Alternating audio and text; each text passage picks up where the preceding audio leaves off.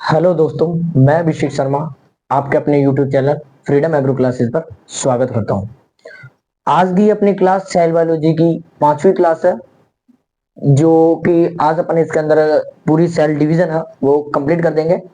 ठीक है, अपन ने समसूत्री विभाजन पढ़ लिया, अर्धसूत्री विभाजन फर्स्ट पढ़ लिया है और अर्धसूत्री विभाजन फर्स्ट के अंदर अपन ने प्रोफेज पढ़ लिया है। तो आज अपन अर्धसूत्री विभाजन फर्स्ट के अंदर मेटाफेज फर्स्ट को पढ़ेंगे। ठीक है, किसको पढ़ेंगे? मेटाफेज फर्स्ट को। तो अपना सेकंड पॉइंट क्या है? Metaphase first. मेटाफेज फर्स्ट, ठीक है। इसके अंदर होता क्या है? फर्स्ट और ऑल की होता क्या है? ये ऐसे तो समसूत्री विभाजन था ना, उसके समान ही है मेटाफेज लगभग। वैसे इसके अंदर कुछ डिफरेंस आएंगे, जैसे कि इसके अंदर आप एक डिफरेंस तो ये मान लीजिए कि इस मेटाफेज के अंदर है ना, आपको जो मेटाफेज प्लेट बनती थी ना, वो कैसे बनेगी? डबल बनेगी। उसके अंदर सिंगल बनती थी और इसके अंदर कैसे बनेगी? डबल बनेगी। मेटाफेज प्लेट कैसे बनेगी? डबल बनेगी। और इसके अंदर उसके अंदर केवल एक गुणसूत्र होते थे, इसके अंदर गुणसूत्रों के युग्म होंगे। कैसे होंगे? इसमें गुणसूत्रों के युग्म होंगे। ओके, वही सेम तर्कतंत्र होते थे इसमें भी। उसमें समसूत्री विभाजन में दो तर्कतंत्र होते थे, इसमें भी दो तर्कतंत्र होंगे। ठीक है, तो अपन चलते हैं। जैसे कि आपकी ये क्या है? सेल है। जैसे कि आपकी ये क्या है? सेल है। इसके अंदर आपके ये क्या हो रहा है? गुणसूत्र बन रहा है। क्या बन रहा है? गुणसूत्र बन रहा है। ये आपके गुणसूत्र बन रहा है। ओके, तो ये कितने बनते थे? गुणसूत्र युग्म बनता है। तो कितने बनेंगे गुणसूत्र युग्म के अंदर? दो गुणसूत्र बनेंगे। कितने बनेंगे? दो दो पेयर बनेंगे। ओके, तो ये आपका फर्स्ट पेयर हो गया। तो आपका ये सर्किल थोड़ा बड़ा हो गया क्योंकि अपन को आगे भी करना है। तो ये अपनी क्या है? सेल हो गई। सेल हो गई, ये अपनी सेल हो गई। अब ये जहां पर ये स्थिर हो रहे हैं ना गुणसूत्र सारे, इसे अपन क्या बोलेंगे? Metaphase, double metaphase plate. इसे क्या बोलेंगे? Double metaphase plate. और ये तारा केंद्र है, ये तारा केंद्र है। यहाँ पर क्या हो रहा है? तर्कतंतुओं का निर्माण हो रहा है। एक तर्कतंतु तो ये हो गया। इस तर्कतंतु को अपन क्या बोलेंगे? गुणसूत्रीय तर्कतंतु। कौन सा तर्कतंतु? गुणसूत्रीय तर्कतंतु। और एक तर्कतंतु ये बनता है, इसको अपन क्या बोलते हैं? आलंबी तर्कतंतु। जो क्या होता है? तारा केंद्र से तारा केंद्र की ओर बनता है। कैसे बनता है? तारा केंद्र से तारा केंद्र की ओर। तो ये गुणसूत्र बिंदु कहां पर है? डबल कहां पर है? Double metaphase plate. कहां पर है? डबल मेटाफेज प्लेट पर है। और जो आपका ये गुणसूत्र, ये तारा केंद्र से तारा केंद्र की ओर जो बने हुए हैं, उससे अपन क्या बोलेंगे? आलंबी तर्कतंतु। आलंबी तर्कु तर्कु तंतु। क्या बोलेंगे? आलंबी तर्कु तंतु। और इसे अपन क्या बोलेंगे? गुणसूत्रीय तर्कु तंतु। इसे अपन क्या बोलेंगे? गुणसूत्रीय तर्कु तंतु। गुणसूत्रीय तर्कु तंतु। तो अपन इसके अंदर एक लाइन लिखेंगे कि, क्योंकि आपको ऐसा तो समझ आ जाएगा कि यहाँ कहां पर है, तो अपन एक लाइन लिखेंगे। इसमें इसमें गुणसूत्र युग्म ओके जोड़े मध्य में जाकर व्यवस्थित हो जाते हैं और वह डबल मेटाफेज प्लेट का निर्माण करते हैं। तो मैं आपको ये लाइन लिख देता हूं। इसमें गुणसूत्र युग्म मध्य में जाकर क्या हो जाते हैं? व्यवस्थित व्यवस्थित हो जाते हैं और किसका निर्माण करता है? डबल डबल मेटाफेज प्लेट का क्या करता है? निर्माण करता है। क्या करता है? निर्माण करते हैं। ओके, निर्माण करते हैं। फिर अपन बात कर लेते हैं third, anaphase first. Anaphase first.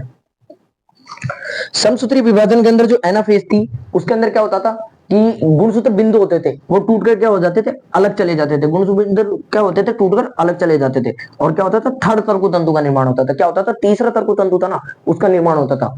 इसके अंदर भी सेम यही होगा, पर इसके अंदर गुणसूत्र बिंदुओं का विभाजन नहीं होगा। इसके अंदर ये गुणसूत्र है ना, गुणसूत्र युग्म, यही अलग अलग चले जाएंगे। गुणसूत्र युग्म क्या होंगे, अलग अलग होकर चले जाते हैं। इसमें क्या होगा, गुणसूत्र युग्म अलग अलग होकर चले जाते हैं। तो आपकी ये क्या है, सेल है। ये क्या हो गया आपके तारक केंद्र, और ये हो गया आपके गुणसूत्र। ठीक है,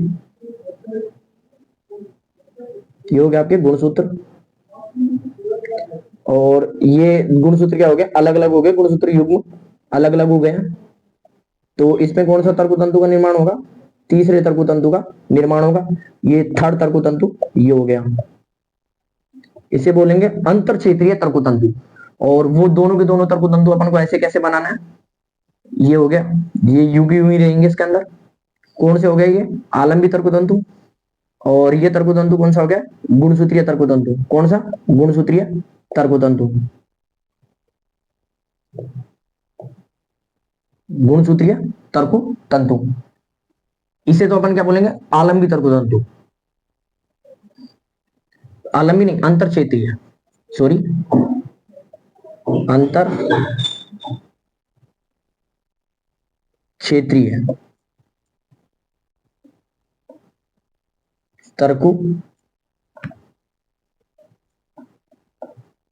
तंतु। ठीक है, इसे अपन क्या बोलेंगे, अंतर क्षेत्रीय तंतु। ओके, तो अपन इसके अंदर एक लाइन ये लिखेंगे, इसमें इसमें गुणसूत्र बिंदु का, गुणसूत्र बिंदु का विभाजन नहीं होता, नहीं होता, होता है, लेकिन लेकिन गुणसूत्र युग्म विपरीत ध्रुवों की ओर जाने लग सकते हैं। गुणसूत्र युग्म होते हैं, वो क्या करता है, विपरीत ध्रुवों की ओर जाने लगता है, विपरीत ध्रुवों की ओर जाने लगता है।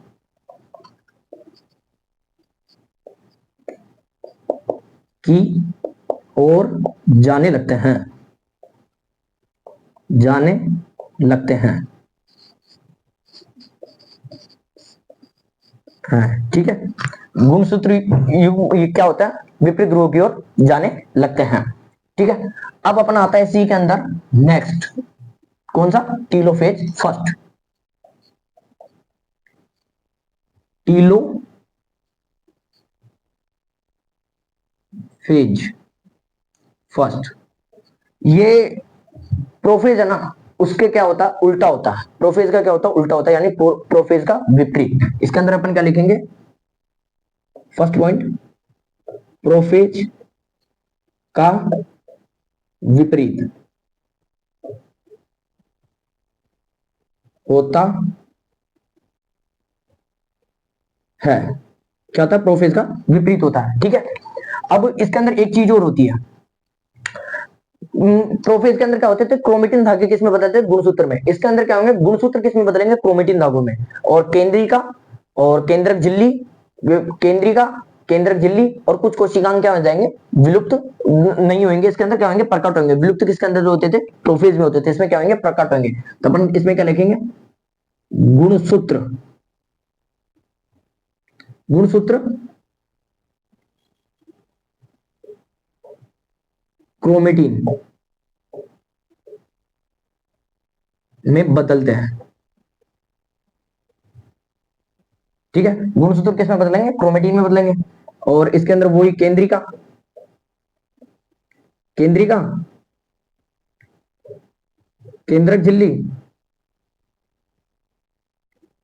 केंद्रक झिल्ली, केंद्रिका केंद्रक झिल्ली और कुछ कोशिकांग, कुछ कोशिकांग कांग। क्या हो जाते हैं, प्रकट हो जाते हैं,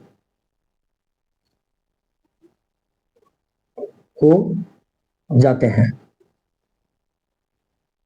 ओके, प्रकट हो जाते हैं। अब ये हो गया आपका अर्धसूत्री विभाजन। अर्धसूत्री विभाजन कंप्लीट हो गया, तो अपन बात करेंगे अब अर्धसूत्री विभाजन के महत्व की। क्या बात करेंगे, अर्धसूत्री विभाजन के महत्व की। अर्धसूत्री विभाजन के महत्व की। अर्धसूत्री विभाजन के महत्व। अब ये समझिए अर्धसूत्री विभाजन का महत्व कैसे है। देखो फर्स्ट तो क्या होता है अर्धसूत्री विभाजन के अंदर, ये क्या करेगा अर्धसूत्री विभाजन, युग्मकों का निर्माण करेगा। एक तो क्या करेगा, युग्मकों का निर्माण करेगा। सेकंड ओवरऑल ये करेगा, इसके अंदर क्या होगा, किसी भी जाति के अंदर गुणसूत्रों का पता करना होगा ना अपन को, किससे करना पड़ेगा, अर्धसूत्री विभाजन से पता करना पड़ेगा। यह नियत रखना भी किससे पड़ेगा, अर्धसूत्री विभाजन से।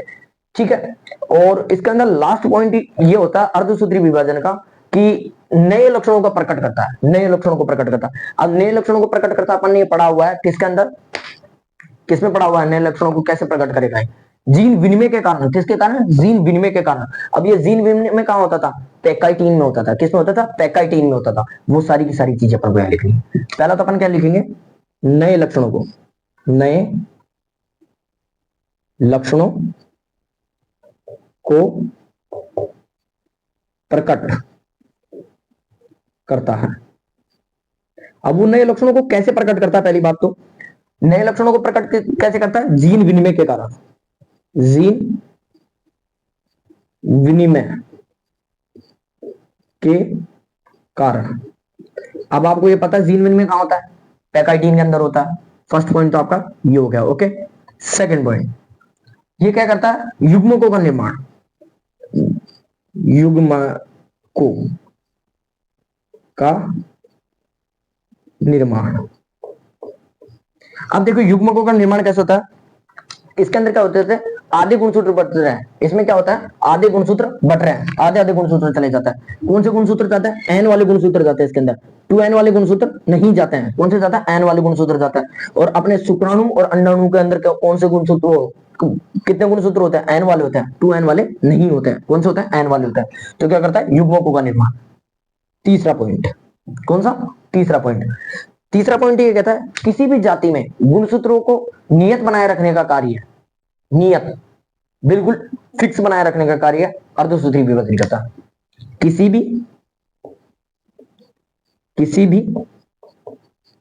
जाति में गुणसूत्रों को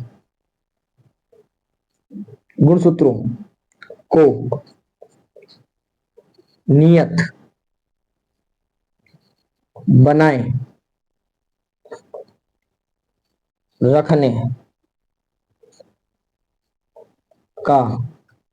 कार्य करता है। ठीक है, ओके, ये आपका अर्धसूत्री विभाजन कंप्लीट हो गया। अर्धसूत्री विभाजन के बारे में एक बार और बता देता हूं। मेटाफेज फर्स्ट, मेटाफेज फर्स्ट के अंदर क्या होता है, गुणसूत्र होता है। वो किसका क्या होंगे, पहले तो कहां पर आ जाएंगे, मध्य के अंदर आ जाएंगे। मध्य में आकर किसका निर्माण करता है, डबल मेटाफेज प्लेट का निर्माण करता है। इसके अंदर को दो प्रकार के तर्कतंतु बनते हैं, एक आलंबी और एक गुणसूत्रीय तर्कतंत्र।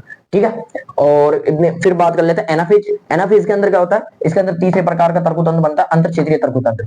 सप्तसूत्री विभाजन के अंदर क्या होता था, गुणसूत्र बिंदु का विभाजन होता था। इसमें गुणसूत्र बिंदु का विभाजन नहीं होता है। इसमें क्या होगा, इसके अंदर क्या होगा, ये गुणसूत्र युग्म होंगे, वो क्या करेंगे, विपरीत ध्रुवों की ओर चले जाएंगे। ठीक है, टीलोफेज फर्स्ट, ये सेम्प्रोफेज के विपरीत है, सेम टू सेम वो की वही है। आप इसे समसूत्री विभाजन के समान भी मान सकते हो। अर्धसूत्री विभाजन, इसमें क्या जो इसका महत्व, ये क्या करता है, नए लक्षणों को प्रकट करता है। नए लक्षणों को प्रकट कैसे करता है, जीन विनिमय के द्वारा, जीन विनिमय के कारण। अब ये जीन विनिमय कहां होता है, जीन विनिमय कहां होता है, ये जीन विनिमय कहां होता है, पैकाइटीन के अंदर होता है, युग्मकों का निर्माण। ठीक है, और फिर क्या कहता है, किसी भी जाति में गुणसूत्रों को नियत बनाए रखने का कार्य इसका अर्धसूत्री विभाजन का है। और आपको मैंने एक बताया था, सबसे पहले सेल डिवीजन स्टार्ट करते कि सेल डिवीजन दो प्रकार से होता है, एक होता है प्रत्यक्ष और एक होता है अप्रत्यक्ष। प्रत्यक्ष में मैंने बताया था आपको कौन सा, असूत्री विभाजन। आज अपन उसकी बात करेंगे, असूत्री विभाजन। असूत्री विभाजन को किसने दिया था, फ्लेमिंग्स ने दिया था। असूत्री विभाजन को किसने दिया था, फ्लेमिंग्स ने दिया था। ये क्या होता है, सबसे पुराना विभाजन है। कैसा, सबसे पुराना विभाजन है। इसके अंदर क्या होता है कि ये समसूत्री विभाजन के समान है। ये असूत्री विभाजन है ना, लगभग समसूत्री विभाजन के समान है। लेकिन इसके अंदर क्या होता है, इसके अंदर एक चीज ये होती है कि ये इसके अंदर एक तो ये होगा, क्रोमेटिन धागे होंगे ना, वो गुणसूत्रों के अंदर नहीं बदलते हैं, क्रोमेटिन धागे गुणसूत्रों में नहीं बदलेंगे। दूसरी चीज ये होती है इसमें, फर्स्ट तो क्रोमेटिन धागे नहीं बदल रहे, तरकु तंतु होते हैं ना ये, इनका निर्माण नहीं होता असूत्री विभाजन में, ठीक है, ये होता है। और फिर एक ये बात, इसके अंदर जो केंद्र का विभाजन होता है ना, वो कैसा होता है, प्रत्यक्ष रूप से होता है। कैसा होता है, प्रत्यक्ष रूप से होता है। ओके, कौन सा अपना अगला पॉइंट, असूत्री विभाजन, सूत्री विभाजन। तो इसको किसने दिया था, फ्लेमिंग्स ने, ठीक है, किसने दिया था, फ्लेमिंग्स ने दिया था। फ्लेमिंग्स ने क्या कहा था भैया, फ्लेमिंग्स ने कहा था यह सबसे पुराना विभाजन है, सबसे पुराना विभाजन है, सबसे पुराना विभाजन है। कैसा है, सबसे पुराना विभाजन है, ठीक है। और फ्लेमिंग्स ने कहा था ये कैसा था, समसूत्री विभाजन के समान।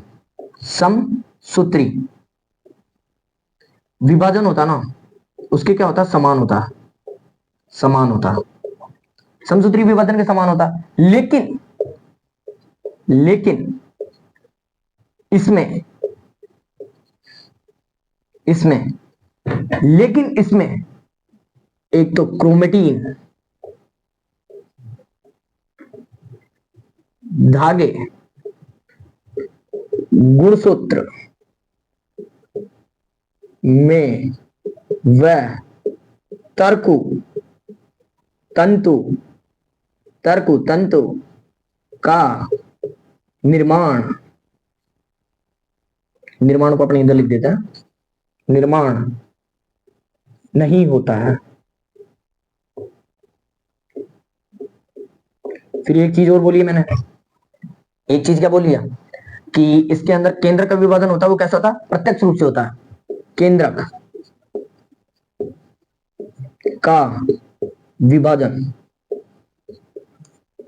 कैसा होता है, प्रत्यक्ष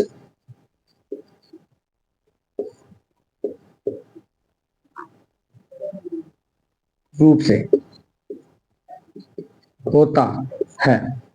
इसलिए अपन को किस में रखा था, इसने असूत्री विभाजन को प्रत्यक्ष में रखा था। किस में रखा था, प्रत्यक्ष में रखा था। इसलिए अपन ने असूत्री विभाजन को किस में रखा है, प्रत्यक्ष में रखा है, ठीक है। और फिर बात कर लेते हैं इसके एग्जाम्पलों की। एक तो इसके अंदर आता है अमीबा। एग्जाम्पल, अमीबा में क्या होता है, बहु विभाजन होता है। अमीबा में क्या होता है, बहु विभाजन होता है। और ईस्ट में क्या होता है, कलिका का निर्माण होता है। ईस्ट में क्या होता है, कलिका का निर्माण। इसका फर्स्ट एग्जाम्पल क्या होगा, अमीबा का बहु विभाजन, ठीक है। और सेकंड पॉइंट क्या होगा, ईस्ट होगा ना, वो क्या होगा, कलिका के द्वारा विभाजन। ईस्ट का कैसा होगा, कलिका के द्वारा विभाजन के द्वारा विभाजन। इससे आज अपनी सेल बायोलॉजी कंप्लीट हो गई है। अब अपन अपना नेक्स्ट टॉपिक आज पढ़ेंगे, जेनेटिक्स। कौन सा, जेनेटिक्स। आज अपनी ये सेल बायोलॉजी कंप्लीट हो चुकी है, ठीक है। आपको समझ आया होगा, पूरा प्रयास किया मैंने, अपना खुद का 100% देने की कोशिश की। पहली बार मैं इस प्लेटफॉर्म पे आया हूँ, इसलिए थोड़ी सी कुछ गलती हो तो देख लें, माफ करना। ओके, धन्यवाद। आज का मेरा लेक्चर